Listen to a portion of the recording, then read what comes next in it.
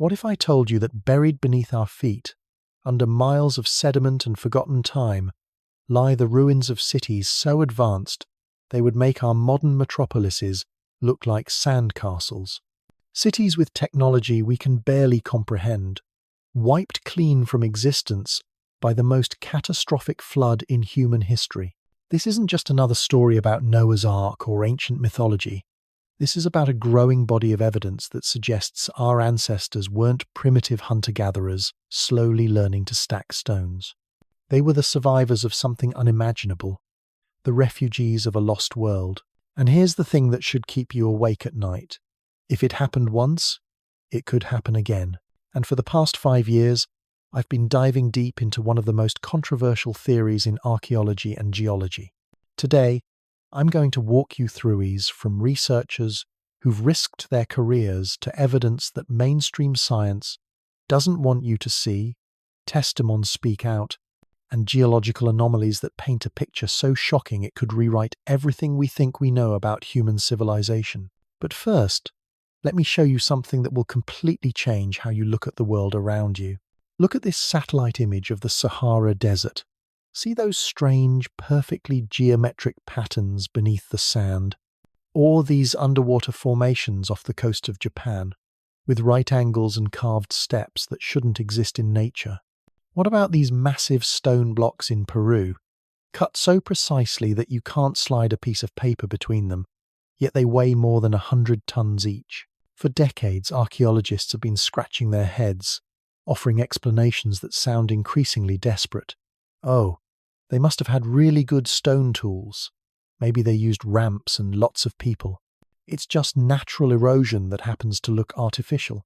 But what if there's a simpler, more terrifying explanation? What if these aren't the achievements of primitive civilizations working with basic tools? What if they're the remnants of something far more advanced? Something that got buried under a wall of water so massive, it literally reset human civilization. The story I'm about to tell you begins around 12,800 years ago. The Earth was a very different place then. The Ice Age was ending, sea levels were hundreds of feet lower than today, and vast areas of what we now call ocean floor were dry land, covered in forests, rivers, and yes, cities. Now, mainstream archaeology will tell you that humans at this time were barely managing to hunt mammoths and paint on cave walls. But here's where it gets interesting. Recent discoveries are painting a completely different picture, and it's one that should make you question everything you were taught in school. Let's start with Göbekli Tepe in Turkey. This site alone should have rewritten our textbooks the moment it was discovered. We're talking about a complex of massive stone pillars, intricately carved with animals and symbols, arranged in perfect circles. The official dating? 11,600 years old. That makes it older than Stonehenge by about 6,000 years, and older than the Great Pyramid by roughly 7,000 years. But here's the kicker. According to traditional archaeology, the people who built this were supposed to be nomadic hunter-gatherers who hadn't even invented agriculture yet. Think about that for a second. We're supposed to believe that people who didn't know how to grow wheat somehow figured out how to quarry, transport, and erect 1 6-foot-tall stone pillars weighing up to 20 tons each, then carved them with artistic precision that rivals anything we see today. And then, after building this incredible monument, they just buried it, on purpose, under thousands of tons of dirt and rubble. Who does that? Who spends decades or centuries creating something magnificent just to hide it from the world? Unless they weren't hiding it from the world, unless they were hiding it from something else, something catastrophic that they saw coming. But Göbekli Tepe is just the beginning. Once you start looking for them, these anomalies are everywhere. Take the Antikythera mechanism, sometimes called the world's first computer. It's a bronze device found in a shipwreck off the coast of Greece, dated to around 100 BCE. This thing could predict eclipses, track the movements of planets, and calculate the dates of Olympic Games decades in advance. The level of precision required to build this device wasn't matched again until mechanical clockwork appeared in Europe more than 1,000 years later. It's like finding a smartphone in a medieval castle. It doesn't fit the timeline we've been taught. Or consider the Baghdad Battery, a 2,000-year-old clay jar containing a copper cylinder and an iron rod. When filled with an acidic solution, it produces electrical current. Mainstream archaeology calls it a curiosity, a coincidence, but electrical engineers who've studied it say it's clearly designed to generate power. These aren't isolated incidents. They're part of a pattern that suggests our ancestors had access to knowledge and technology that somehow got lost. But lost how? And why? The answer might lie in something called the Younger Dryas period, a geological era that began around 12,800 years ago with a sudden, dramatic return to Ice Age conditions that lasted for over 1,000 years. For decades, scientists assumed this was just a natural climate fluctuation. Cold periods come and go, right? But in recent years, a growing number of researchers have been proposing a much more dramatic explanation. They believe the Younger Dryas wasn't caused by gradual climate change. It was triggered by a cosmic impact event, a comet or asteroid that slammed into the Earth with such force that it instantly melted massive ice sheets, triggered worldwide flooding, and plunged the planet into a nuclear winter-like state. The evidence for this impact is mounting. Researchers have found a layer of sediment from exactly the right time period containing microscopic diamonds, magnetic spherules, and other materials that only form under extreme heat and pressure. This layer has been discovered at sites across North America, Europe, and Asia, suggesting a global catastrophe. But here's where it gets really interesting. This same layer often sits directly on top of archaeological evidence of advanced human activity. It's as if someone drew a line across human history and said, everything before this point gets erased. Think about what would happen if a massive comet fragment hit the Laurentide ice sheet that covered much of North America at that time. The impact would have instantly vaporized billions of tons of ice, sending superheated steam and debris into the atmosphere. The melting would have been catastrophic and almost instantaneous. We're not talking about a gradual sea level rise over centuries. We're talking about walls of water hundreds of feet high, racing across continents at the speed of a freight train. Any coastal civilizations, any low-lying cities, any evidence of advanced human achievement would have been scoured clean and buried under miles of sediment and debris. The geological evidence for massive flooding at the end of the Ice Age is undeniable. The channeled Scablands in Washington state show clear signs of catastrophic flooding on a scale that dwarfs anything in recorded history. Lake Missoula, a glacial lake that was larger than Lake Erie and Lake Ontario combined, emptied in a matter of days when its ice dam burst, carving canyons and moving boulders the size of houses hundreds of miles. If that kind of flooding could happen in one region, imagine what was happening globally as ice sheets collapsed and ocean levels rose by hundreds of feet in a geological instant. But wait, there's more evidence that should make your skin crawl. Remember those underwater formations I mentioned earlier? Off the coast of Japan, India, the Mediterranean, and other locations around the world, divers have discovered what appear to be man-made structures submerged under hundreds of feet of water. The Yonaguni monument off Japan features terraced platforms, right-angled cuts, and what looks like a carved face staring up from the ocean floor. Marine archaeologist Masaaki Kimura has spent decades studying this site and is convinced it's artificial. But if it is man-made, it had to have been built when sea levels were much lower, which means it's at least 12,000 years old. Similarly, off the coast of India near Dwarka, researchers have found submerged structures with walls, foundations, and what appear to be planned city layouts. Local legends speak of an advanced city that was swallowed by the sea, but archaeology has always dismissed these as myths. What if they weren't myths? What if they were memories? Here's something that will blow your mind. Indigenous cultures around the world have flood stories that are remarkably similar to each other. despite being separated by thousands of miles and having no contact. The Sumerian epic of Gilgamesh, the biblical story of Noah, Hindu accounts of Manu and the Great Deluge, Native American legends of world-ending floods. Mainstream anthropology explains these similarities by saying that floods are common, so naturally people would create stories about them. But these aren't just stories about regular floods. They're specifically about world-ending catastrophes that wipe out advanced civilizations, leaving only a few survivors to rebuild. The Hopi people of North America speak of previous worlds that were destroyed by fire and ice. The Aztecs had legends of 4 previous ages of humanity, each ending in catastrophe. Aboriginal Australians have Dreamtime stories about a great flood that reshaped the land.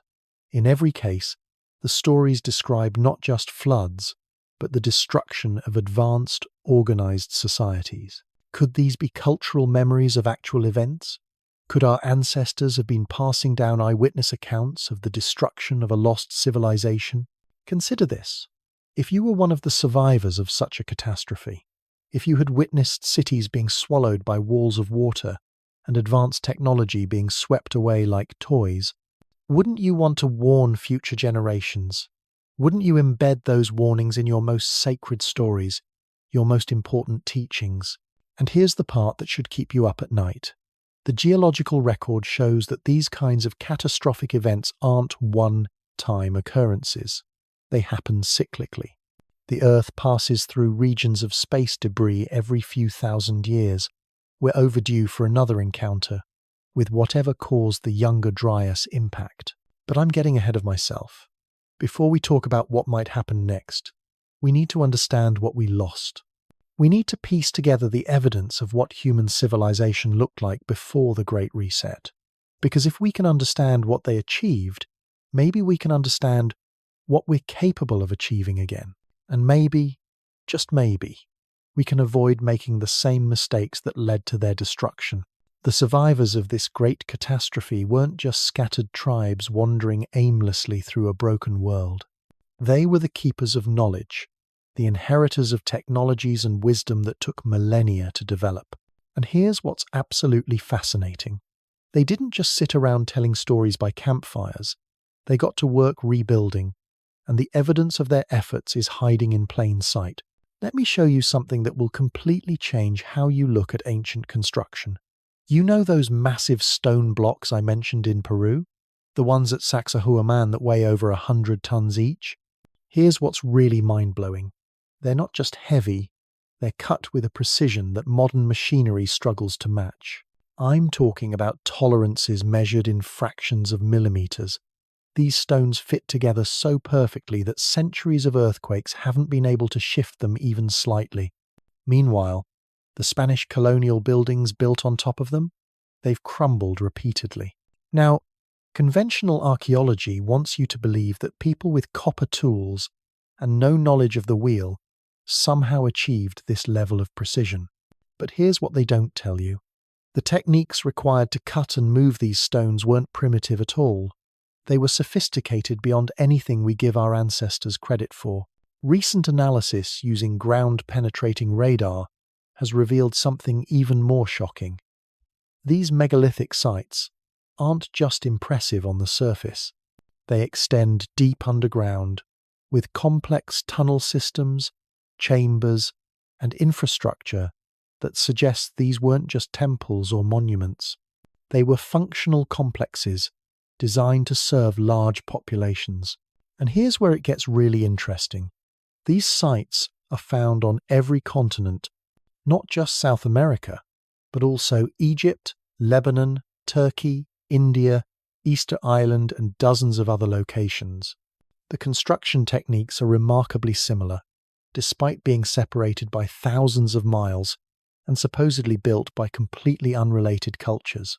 What are the odds that isolated groups of primitive people would independently develop identical advanced stone-cutting techniques at roughly the same time in history? The statistical probability is essentially zero, unless, of course, they weren't isolated groups at all, unless they were connected by something we've forgotten about. Let's talk about the Pyramid of Giza for a moment, because it's probably the most analysed structure on Earth, yet it continues to reveal secrets that shouldn't exist, according to our current understanding of ancient capabilities. First, the precision. The base of the Great Pyramid is level to within just 2.1 centimeters across its entire 230-meter width. Try achieving that level of accuracy with modern surveying equipment and see how difficult it is. The orientation is aligned to true north with an accuracy of 3/60ths of a degree. That's more precise than the Greenwich Observatory in London. But here's what really should make you question everything. The internal structure of the pyramid demonstrates knowledge of mathematics and engineering that supposedly wasn't discovered until thousands of years later. The dimensions incorporate pi, phi, and other mathematical constants. The weight of the pyramid, multiplied by a specific factor, equals the mass of the Earth. The height, multiplied by 1,000,000,000, approximates the distance from Earth to the Sunday. Coincidence? Maybe. But when you start finding these kinds of mathematical relationships embedded in ancient structures worldwide, coincidence becomes increasingly unlikely. Recent discoveries using cosmic ray imaging have revealed hidden chambers inside the Great Pyramid that have been sealed for millennia. What's inside them? Nobody knows yet, because we can't figure out how to access them without damaging the structure. But the very fact that they exist suggests the pyramid is far more complex than we ever imagined. And it's not just pyramids. Newgrange in Ireland, built supposedly 5,000 years ago, is aligned so precisely with the winter solstice that sunlight penetrates its central chamber for exactly 17 minutes on the 21st of December each year. The level of astronomical knowledge required to achieve this alignment suggests understanding of celestial mechanics that rivals modern astronomy. Stonehenge, which we're told was built by Bronze Age farmers, incorporates sophisticated understanding of lunar cycles, solar calendars, and stellar positions. The heel stone aligns perfectly with the summer solstice sunrise, while other stones track the movements of the moon with mathematical precision. These aren't primitive monuments built by people who barely understood the seasons. These are sophisticated astronomical calculators built by people who understood the cosmos in ways we're only beginning to rediscover. But here's what's really troubling about all this evidence. It's being systematically ignored or explained away by mainstream academia. Why? Because it doesn't fit the accepted timeline of human development. It suggests that our ancestors were far more advanced than we've been taught, and that advancement implies the existence of the very civilization that the Great Flood supposedly destroyed. There's a deliberate effort to keep this information from reaching the public, and I'm going to show you exactly how it works. Academic careers are built on defending established theories. If you're an archaeologist who's spent decades writing papers about gradual human development from primitive to advanced, you're not going to welcome evidence that suggests your entire life's work is based on a false premise. The peer review system, which is supposed to ensure scientific accuracy, has become a gatekeeping mechanism that suppresses revolutionary discoveries. Researchers who dare to suggest that ancient civilizations were more advanced than previously thought find their funding cut, their papers rejected, and their reputations destroyed. It's happened repeatedly to credible scientists who've presented evidence that challenges the status quo. Take Dr. Robert Schoch, a geologist from Boston University who examined the Sphinx and concluded, based on water erosion patterns, that it had to be at least 12,000 years old, possibly much older. His geological evidence was solid, but the archaeological establishment attacked him viciously because his conclusions didn't fit their timeline. Or consider the work of Graham Hancock, whose research into ancient catastrophes and lost civilizations has been dismissed as pseudoscience by mainstream archaeology, despite being based on extensive geological and archaeological evidence. The attacks against him aren't based on flaws in his research, but on the implications of what he's discovered. This pattern of suppression isn't accidental. There are powerful interests that benefit from keeping humanity ignorant of its true history. If people understood that advanced civilizations have risen and fallen before, they might start asking uncomfortable questions about the stability of our current civilization. They might start preparing could happen again. But the possibility that evidence keeps mounting, and it's becoming harder to ignore. Satellite imagery is revealing massive structures buried under sand, ice, and jungle canopy. Ground-penetrating radar is finding artificial constructions where none should exist.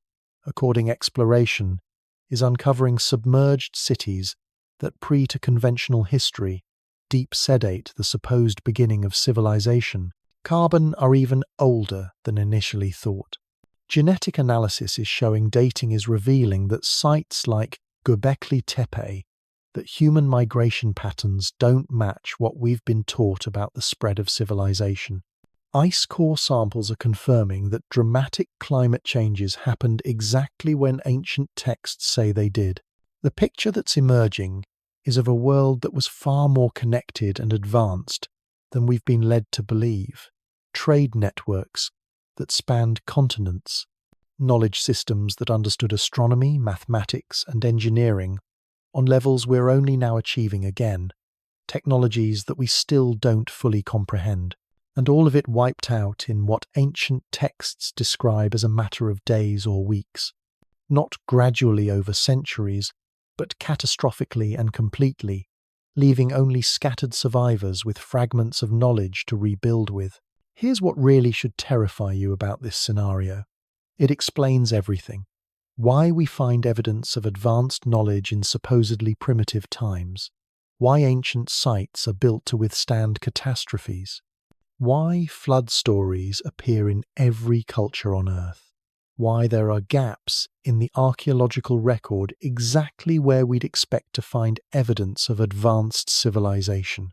It explains why indigenous peoples around the world have prophecies about the return of catastrophic cycles, why ancient calendars track cosmic events with precision we've only recently achieved, why megalithic sites are often built on high ground, as if their builders knew that lowlands weren't safe. Most importantly, it explains why we seem to be racing toward a technological singularity now, as if we're unconsciously trying to rebuild capabilities that once existed before. But here's the question that should keep you awake. If this cycle of destruction and rebuilding has happened before, when is it scheduled to happen again? The answer is more terrifying than you might imagine, and the signs that we're approaching another reset are already visible if you know where to look. The same cosmic cycles that brought destruction 12,800 years ago are aligning again. The same geological instabilities that triggered massive flooding are building pressure beneath our feet.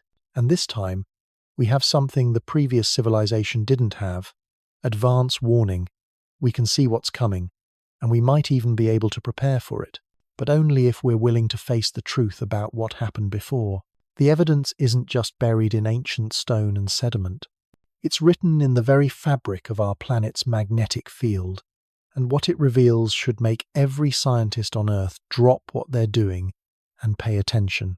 You see, the Earth's magnetic field isn't constant. It fluctuates, weakens, and periodically flips completely. North becomes south, south becomes north. And here's what's absolutely mind-bending. Geological records show that these magnetic reversals coincide almost perfectly with mass extinction events and dramatic climate changes throughout Earth's history. But it gets worse. We're in the middle of one right now.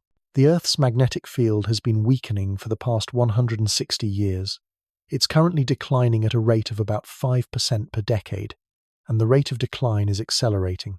The magnetic North Pole is racing towards Siberia at unprecedented speed, moving over 40 miles per year. Scientists are scrambling to update navigation systems because compasses around the world are becoming unreliable. Now, mainstream science will tell you this is normal, that magnetic reversals happen every few 100,000 years and life goes on. But they're not telling you about the connection between magnetic field weakness and cosmic radiation. They're not explaining what happens when our planet's protective shield fails just as we're passing through regions of space filled with debris from ancient comet impacts. When the magnetic field weakens, we become sitting ducks for cosmic bombardment. Solar flares that would normally be deflected become direct hits. Cosmic radiation that would bounce off our magnetosphere penetrates deep into our atmosphere. And if we happen to encounter a comet fragment during one of these vulnerable periods, game over. The geological record shows this pattern repeating like clockwork. Magnetic field weakening, cosmic impact, mass extinction, civilizational collapse. It's happened before, and it's about to happen again. But here's where the story takes a turn that will make your blood run cold. Our ancestors knew this was coming. The survivors of the last reset didn't just rebuild randomly, they built with purpose. They encoded warnings into their most important structures, and those warnings are becoming impossible to ignore. Let me show you something that will completely change how you think about ancient monuments. The Great Pyramid isn't just aligned to cardinal directions and celestial bodies. It's positioned at the exact geographic center of Earth's landmasses.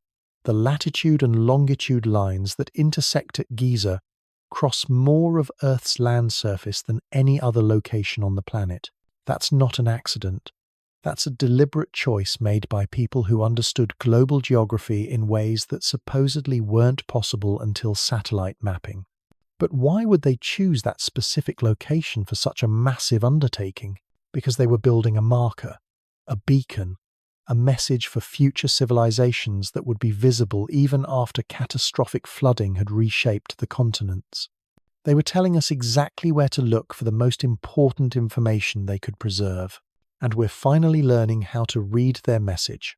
Recent analysis of the internal structure of the Great Pyramid has revealed something that shouldn't exist according to our understanding of ancient capabilities. The chambers inside aren't just rooms. They're resonant cavities, designed to amplify specific frequencies. When sound waves of certain frequencies are introduced into these chambers, the entire structure begins to vibrate in harmonic patterns. But here's the kicker. The frequencies that produce the strongest resonance match exactly with the electromagnetic frequencies generated by cosmic events like solar flares and magnetic field fluctuations. The pyramid isn't just a tomb or a temple. It's a detector.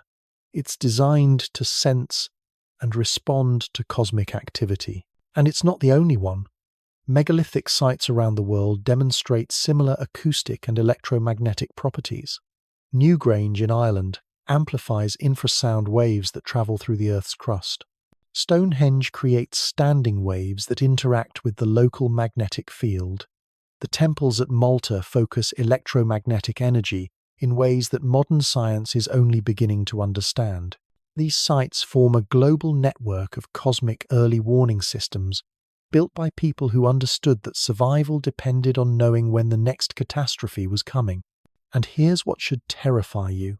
Many of these sites are showing unusual activity right now. Electromagnetic anomalies at Giza have been increasing over the past decade. Infrasound readings at ancient sites worldwide are spiking at frequencies that match historical records from periods of cosmic bombardment. The resonant chambers in megalithic structures are activating without any apparent external trigger, as if they're responding to subtle changes in Earth's magnetic field that our instruments are too crude to detect. The ancients are trying to warn us, and we're too arrogant to listen. But the warnings aren't just embedded in stone. They're preserved in the most sacred texts of every major civilization, disguised as mythology and prophecy.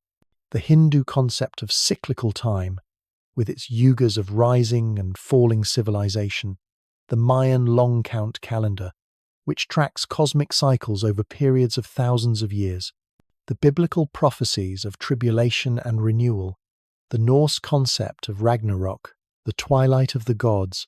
These aren't random stories created by primitive minds trying to explain natural phenomena.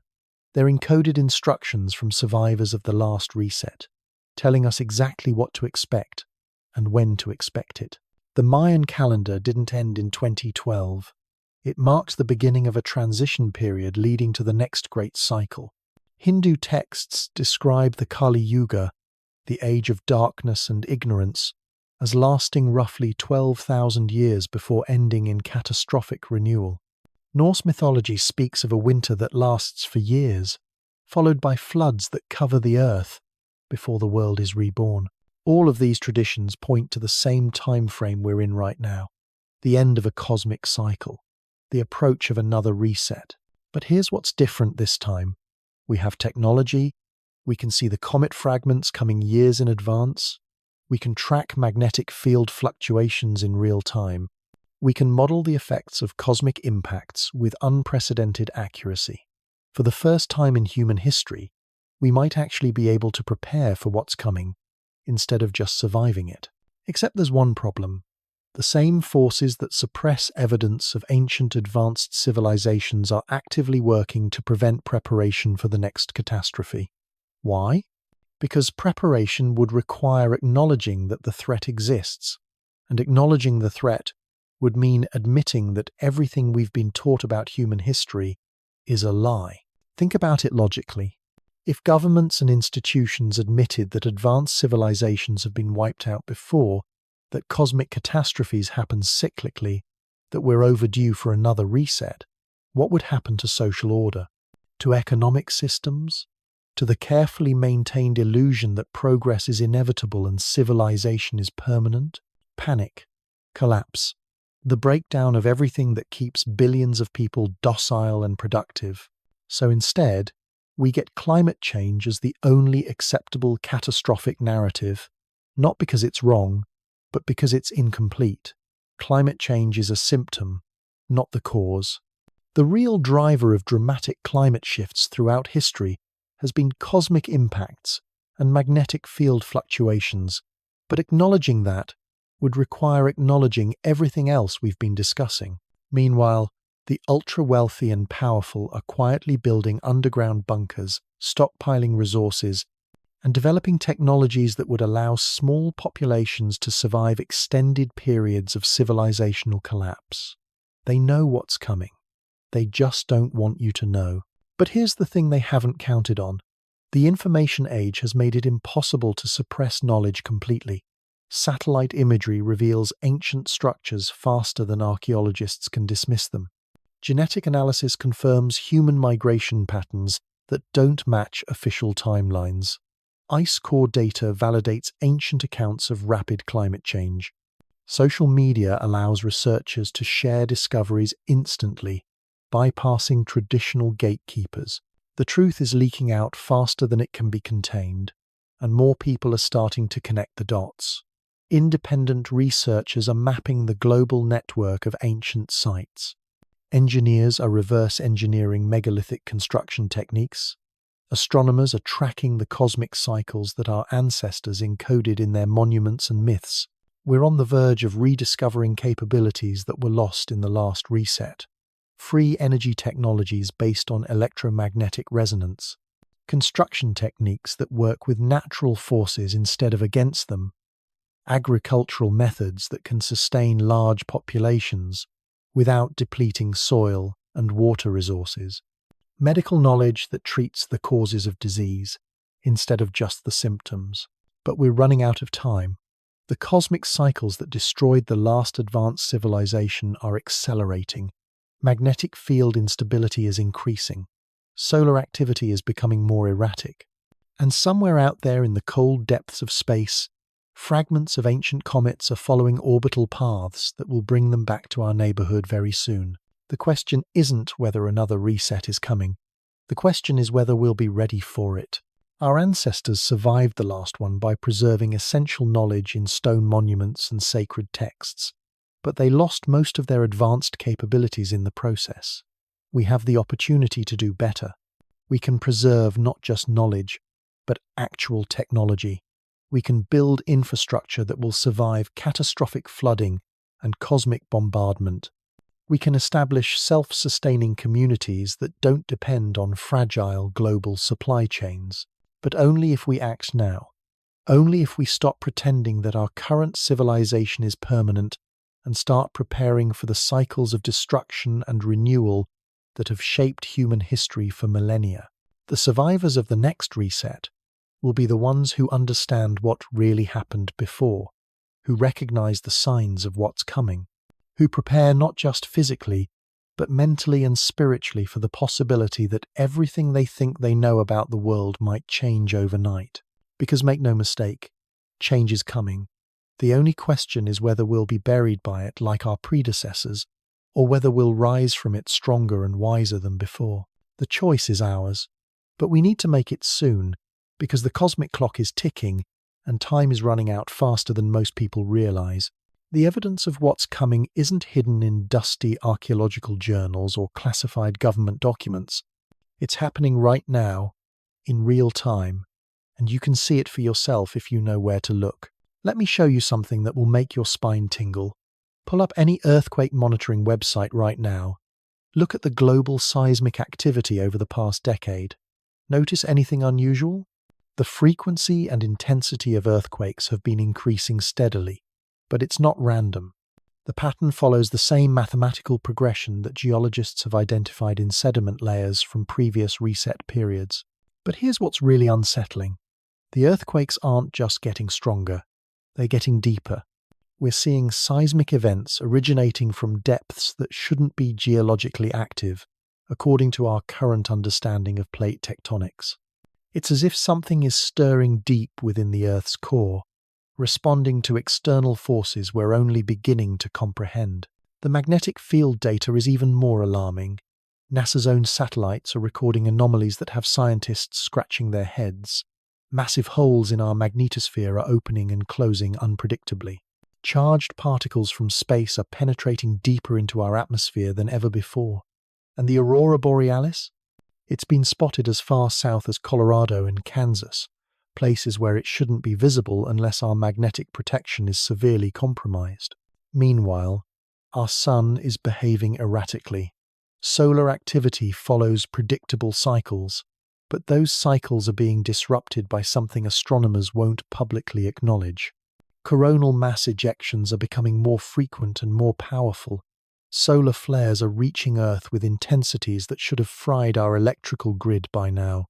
It's only a matter of time before one gets through our weakened magnetic defenses with enough force to send us back to the pre-electronic age overnight. But perhaps the most terrifying evidence is what's happening in our oceans. Deep-sea monitoring stations are detecting sounds that shouldn't exist. Low-frequency rumbles coming from the ocean floor, lasting for hours at a time. These aren't whale songs or tectonic grinding. They're harmonic frequencies that match the resonant signatures found in ancient megalithic sites. It's as if the Earth itself is beginning to sing, and the song it's singing is the same one our ancestors encoded in stone thousands of years ago. Marine biologists have been documenting mass die-offs of sea life that can't be explained by pollution or temperature changes. Fish, whales and dolphins are beaching themselves in unprecedented numbers, always along coastlines that align with ancient flood boundaries. Their navigation systems seem to be malfunctioning, as if the magnetic field disruptions are interfering with biological compasses that have worked perfectly for millions of years. Even more disturbing are the reports from deep-sea research vessels. Crews are finding evidence of recent geological upheaval on the ocean floor, massive landslides that happened within the past few years. New underwater mountain ranges that weren't there a decade ago.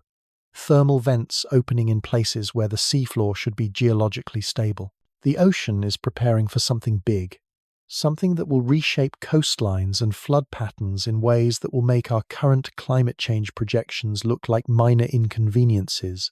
And speaking of climate change, let's talk about what the official models aren't telling you. Yes, human activity is affecting our climate, but the changes we're seeing are happening far too rapidly to be explained by carbon dioxide alone. Ice sheets aren't just melting gradually. They're collapsing in massive chunks that defy all predictions. Permafrost in Siberia is thawing so quickly that it's releasing methane in quantities that should take decades to accumulate naturally. The Earth's climate system is destabilizing at a rate that suggests external forcing mechanisms beyond anything in our industrial emissions. Something is pushing our planet toward a tipping point, and that something matches perfectly with the cosmic cycles our ancestors warned us about. But here's where it gets personal. And this is the part that should make you start taking action today. The infrastructure you depend on every day, the systems that keep modern civilization running, are more fragile than you've been led to believe. A single strong solar flare could knock out power grids across entire continents. One major earthquake in the right location could trigger a cascade of failures that would shut down global supply chains for months. We're one cosmic hiccup away from finding out just how quickly our technological civilization can collapse. And when it does, the survivors won't be the ones with the most money or the biggest bunkers.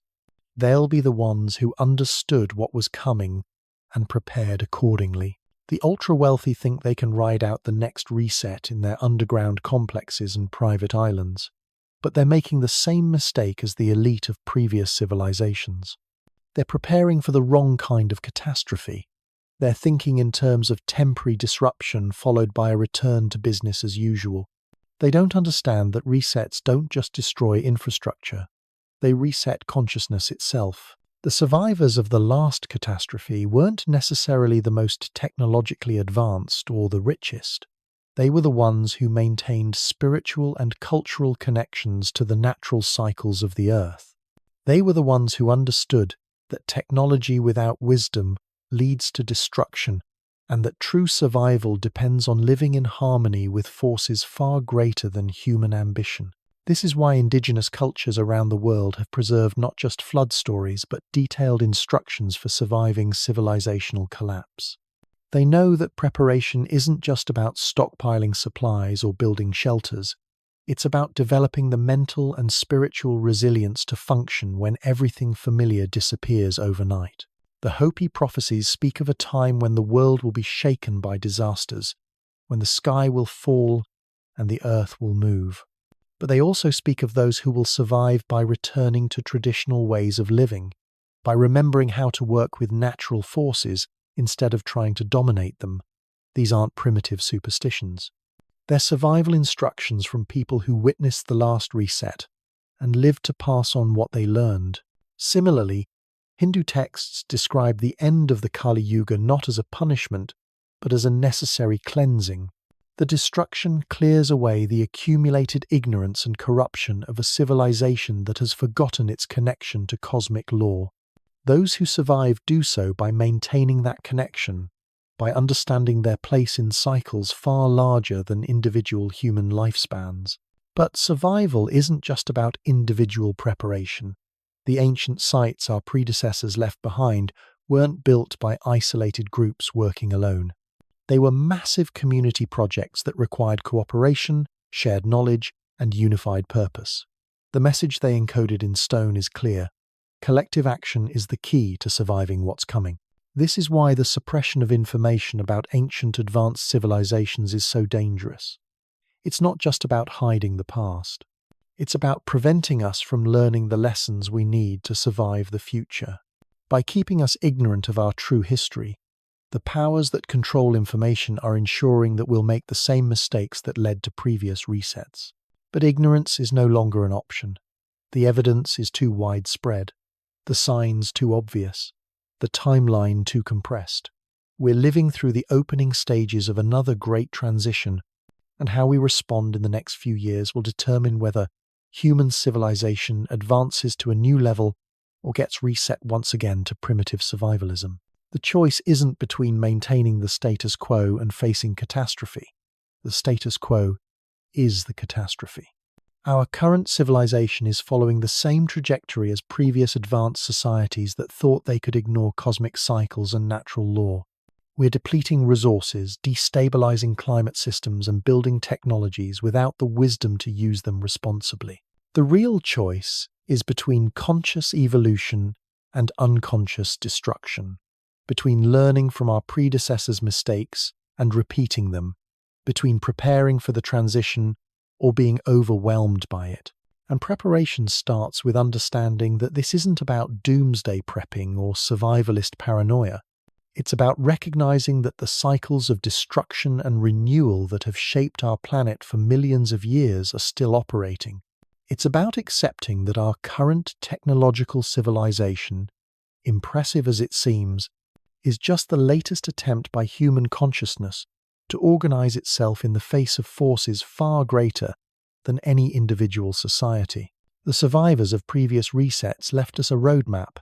They showed us how to build structures that can withstand catastrophic floods and cosmic bombardment. They demonstrated technologies that work with natural forces instead of against them. They preserve knowledge systems that maintain coherence across generations of upheaval. Most importantly, they prove that consciousness itself can survive the collapse of the physical structures that contain it. Knowledge can be preserved in forms that outlast libraries and computers. Wisdom can be transmitted through stories and symbols that remain meaningful, even when the cultures that created them disappear. But transmission requires receivers. The ancient warnings and instructions are useless unless someone understands them and acts on them.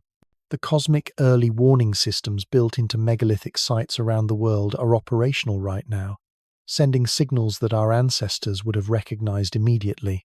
But we've forgotten how to listen.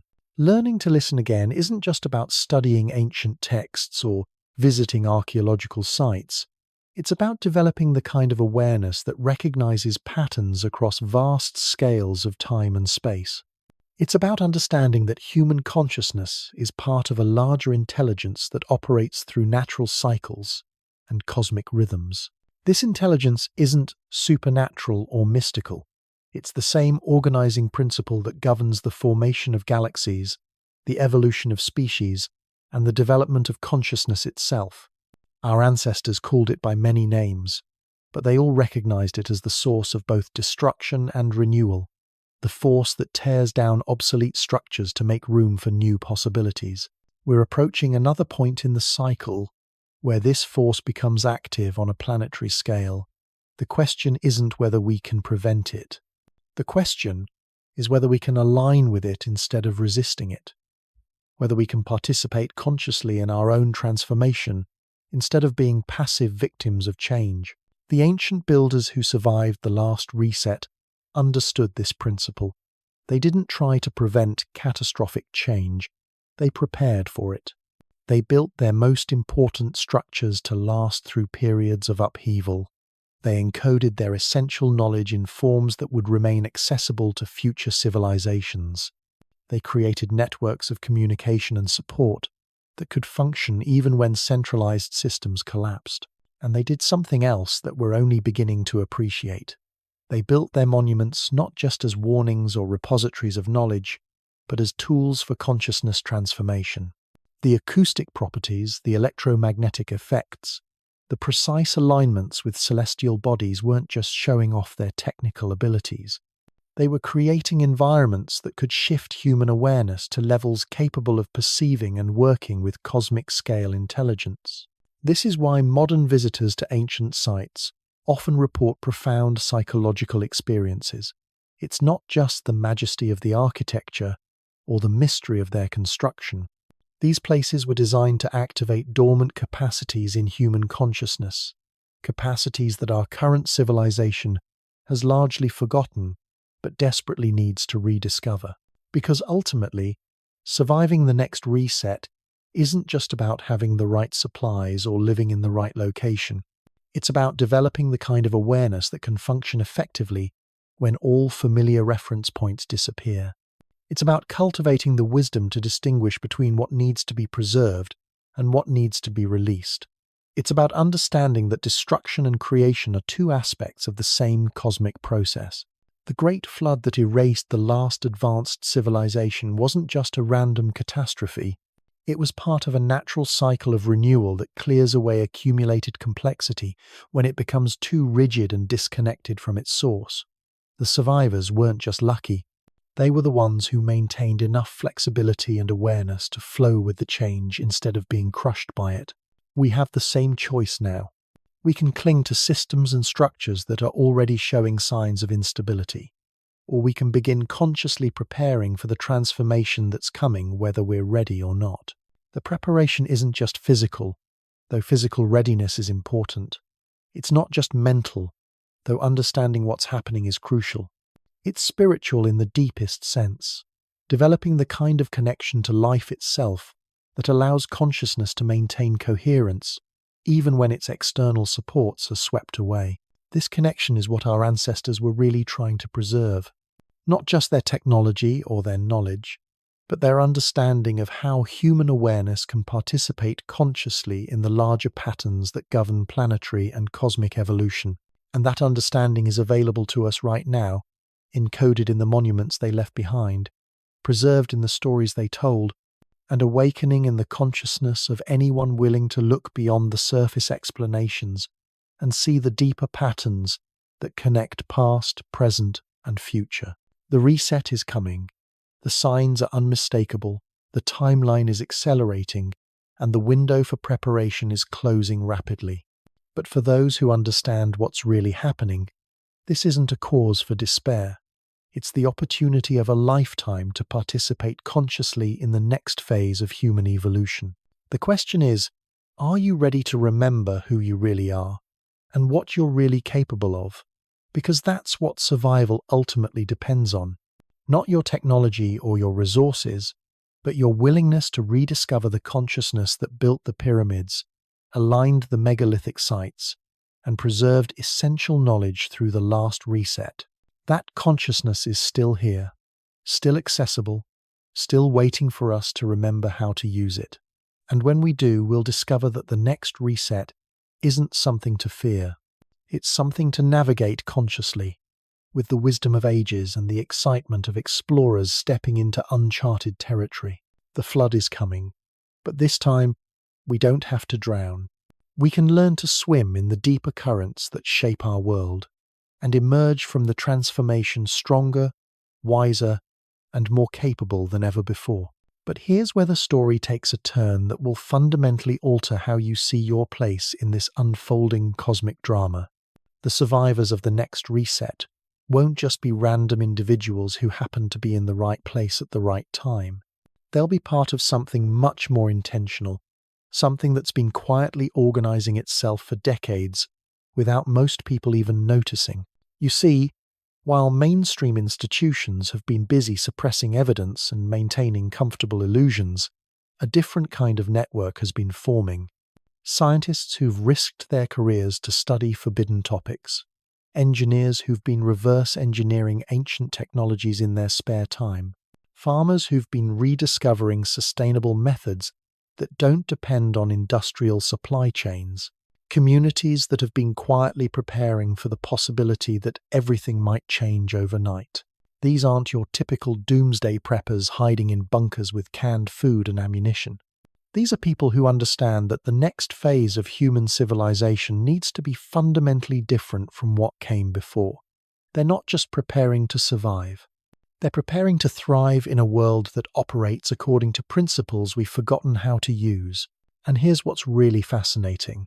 They're finding each other through obscure research papers, through alternative communication networks, through synchronicities that seem too meaningful to be accidental.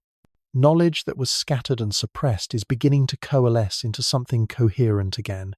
Ancient wisdom and cutting-edge science are converging in ways that would have seemed impossible just a few years ago. Take the work being done on scalar wave technology, for example. Researchers who've studied the electromagnetic properties of megalithic sites are discovering that these structures were designed to harness and focus energy fields that conventional physics barely acknowledges. But when you combine ancient geometric principles with modern quantum field theory, you get technologies that could power entire cities without burning a single fossil fuel. Or consider what's happening in agriculture. Permaculture designers who've studied how ancient civilizations maintained soil fertility for thousands of years are developing food production systems that actually improve the land instead of depleting it. They're creating closed-loop cycles that can feed large populations while building biodiversity and carbon sequestration simultaneously. In medicine, researchers are rediscovering healing modalities that work with the body's natural energy systems instead of just suppressing symptoms with pharmaceutical interventions. Sound therapy, light therapy, magnetic field therapy, all based on principles that were common knowledge in previous advanced civilizations, but were dismissed as superstition by modern medicine. The knowledge is coming back. But it's not just technical knowledge. It's wisdom about how to organize societies that can maintain stability across generations without destroying their environment or fragmenting into warring factions. It's understanding of how consciousness itself can be cultivated to levels that allow direct perception of the patterns that govern natural systems. And here's the part that should give you hope instead of fear.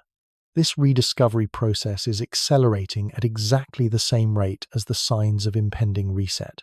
It's as if the universe itself is ensuring that the tools needed for conscious navigation of the coming transformation become available just in time for those who are ready to use them. But readiness isn't passive. It's not about waiting for someone else to save you or hoping that the authorities will somehow figure out how to prevent catastrophe. Readiness is active engagement with the process of transformation that's already underway.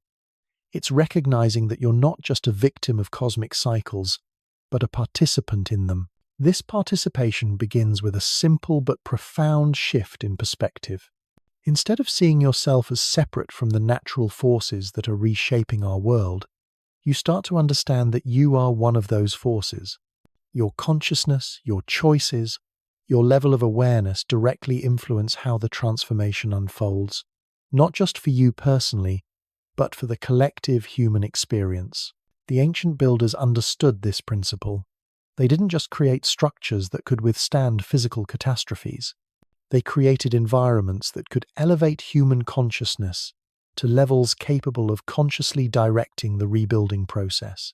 The pyramids, the stone circles, the temple complexes weren't just monuments to their technical abilities. They were consciousness-raising technologies designed to activate dormant potentials in anyone who entered them with the right preparation and intention. And those technologies are still functional. Modern visitors to these sites who approach them with understanding rather than just curiosity often report profound shifts in awareness. Suddenly they can perceive patterns that were invisible before. They understand connections that seemed random. They access knowledge that doesn't come from books or teachers, but from direct contact with the intelligence that operates through natural systems. This isn't mystical nonsense. It's practical preparation for functioning in a world where the artificial barriers between mind and matter, between individual consciousness and cosmic intelligence, are breaking down rapidly.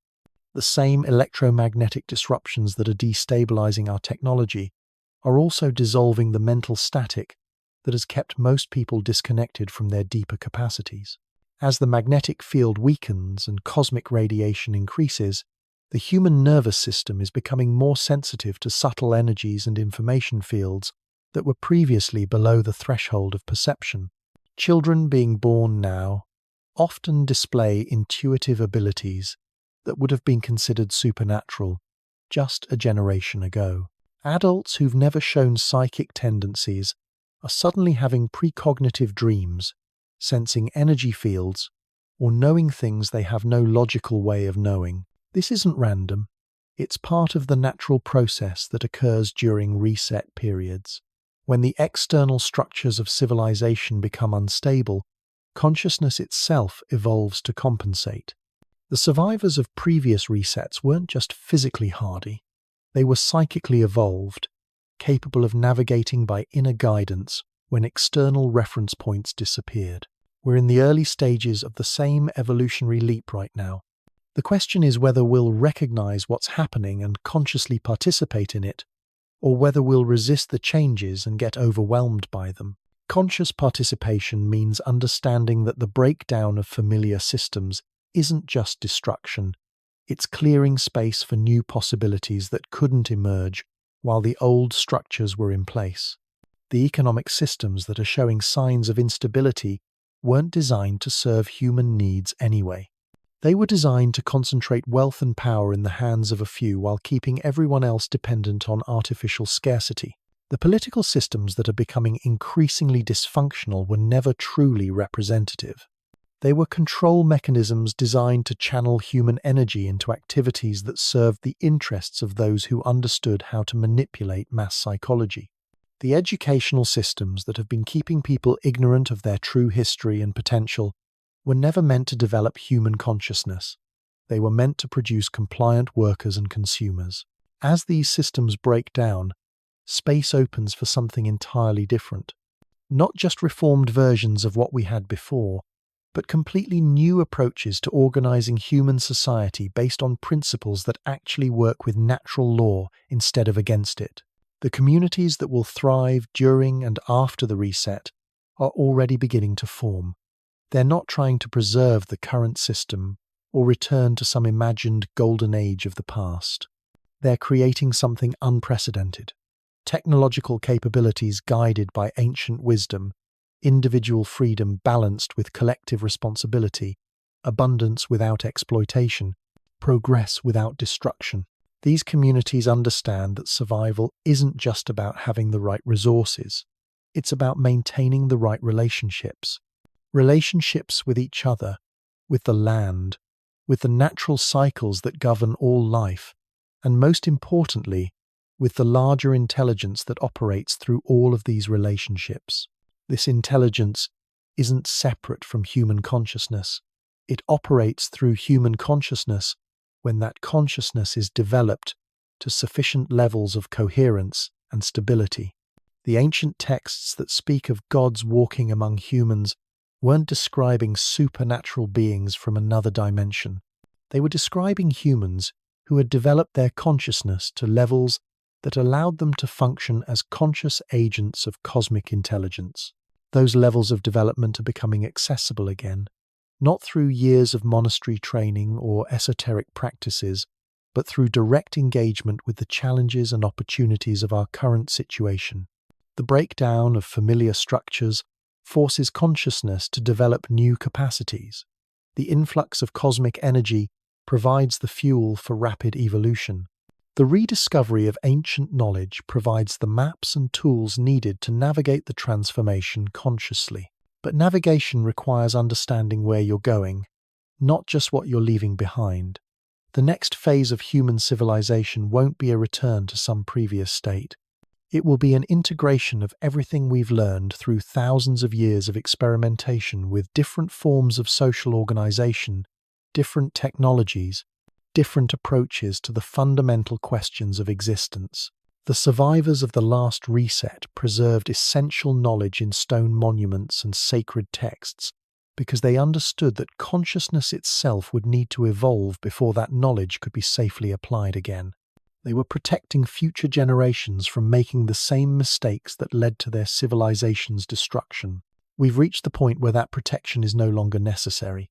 The evolutionary pressure created by our current crises is forcing consciousness to develop the wisdom needed to handle advanced capabilities responsibly. The choice isn't between technology and nature, between progress and sustainability, between individual freedom and collective harmony. The choice is between unconscious repetition of old patterns and conscious creation of new possibilities. The flood that's coming isn't just water. It's a flood of new information, new energy, new possibilities for human development that will sweep away everything that isn't built on solid foundations. Those foundations aren't physical structures. They're levels of consciousness capable of maintaining coherence and direction when everything external is in flux. Building those foundations is the real work of preparation. Not just stockpiling supplies or learning survival skills, though those have their place, but developing the inner stability and clarity that allows consciousness to function as a reliable guidance system when all other navigation aids fail. This development happens through engagement, not withdrawal, through facing the challenges of our current situation with full awareness, rather than trying to escape into fantasies of how things should be different. Through recognizing that every crisis is also an opportunity for growth, every breakdown is also a breakthrough, every ending is also a beginning. The great flood that erased advanced cities wasn't just a catastrophe, it was a reset that cleared space for new possibilities to emerge. The flood that's coming now will serve the same function. The question isn't whether we can prevent it. The question is whether we can participate in it consciously, as agents of positive transformation rather than passive victims of change. And that question can only be answered by each individual consciousness, as it faces the choice between fear and curiosity, between resistance and adaptation, between clinging to what's familiar and embracing what's possible. The choice is yours, but you need to make it soon, because the waters are already rising, and the only safe ground is the higher consciousness that our ancestors preserved for exactly this moment in the cosmic cycle. Everything they built, everything they preserved, everything they encoded in stone and story was designed to prepare us for what's happening right now. The question is, are we finally ready to remember who we really are and step into the role we came here to play? Because that's what this is really about. Not just surviving another reset, but consciously participating in the birth of a new phase of human evolution. An evolution that integrates ancient wisdom with modern capabilities, individual development with collective harmony, earthly engagement with cosmic awareness. The flood is coming, but for those who understand what's really happening, it's not the end of the world, it's the beginning of a new one. The moment has arrived when we must confront the most unsettling truth of all. Everything I've shown you, every piece of evidence, every ancient warning, every geological anomaly pointing toward an imminent reset. None of it matters if we continue to approach this crisis with the same consciousness that created it in the first place. You see, the real tragedy of the last advanced civilization wasn't just that they got wiped out by cosmic catastrophe. The tragedy was that they saw it coming and still couldn't change course. They had the technology to detect approaching comet fragments. They understood magnetic field fluctuations. They could predict climate disruption with mathematical precision. But knowledge without wisdom, technology without consciousness, prediction without transformation, it all led to the same inevitable outcome. And here's what should make your blood run cold. We're following the exact same trajectory.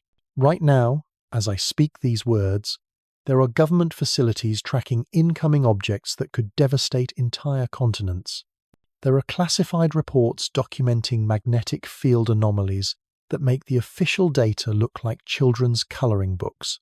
There are scientists who've calculated exactly when and where the next major impact will occur, and they're not allowed to publish their findings because the social disruption would be deemed more dangerous than the physical catastrophe itself.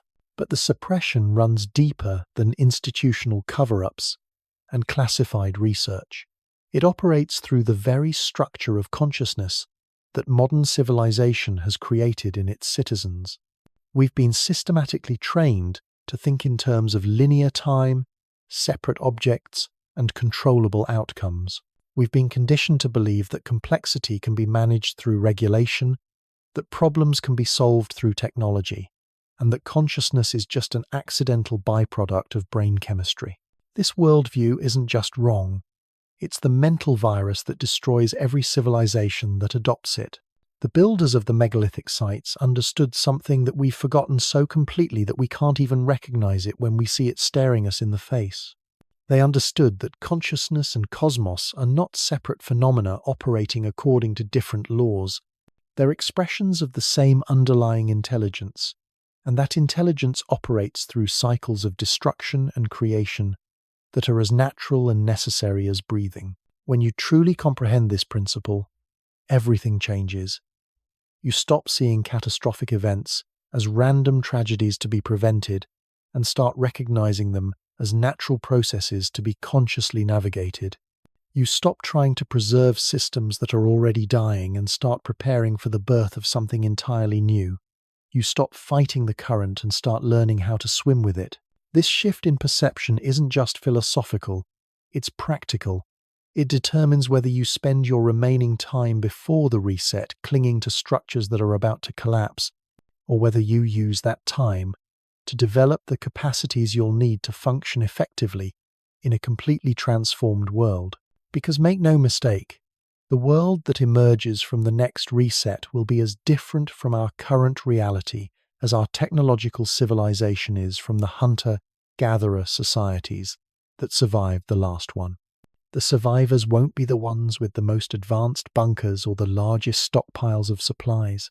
They'll be the ones who understand how to maintain conscious coherence when external reality becomes fluid and unpredictable. So here we stand at the threshold of the greatest transformation in human history, armed with knowledge our ancestors could only dream of preserving. The question isn't whether the flood is coming. The ancient warning systems are already singing their cosmic alarm songs.